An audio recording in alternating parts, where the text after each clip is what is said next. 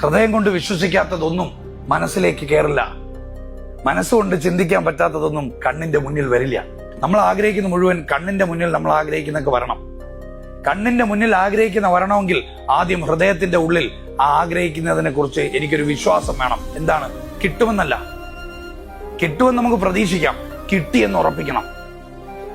നമ്മളൊരു കാര്യം നേടാൻ ശ്രമിച്ചാൽ നേടിയെന്ന് ഉറപ്പിച്ചിട്ട് വേണം ചിന്തിക്കാൻ. എന്നാലേ നമുക്ക് ഹംദ് പറയാൻ പറ്റുള്ളൂ. നന്ദി പറയണ്ടേ? നന്ദി പറയാൻ പറ്റണമെങ്കിൽ കിട്ടിയാലല്ലേ പലപ്പോഴും നമ്മൾ നന്ദി പറയുള്ളൂ.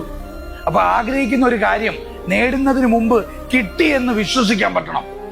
അങ്ങനത്തെ ഒരു ഹൃദയം നമുക്ക് ഉണ്ടാക്കിയെടുക്കണം. അത് മനസ്സല്ല, അങ്ങനത്തെ ഒരു ഹൃദയം ഉണ്ടാക്കിയെടുക്കണം.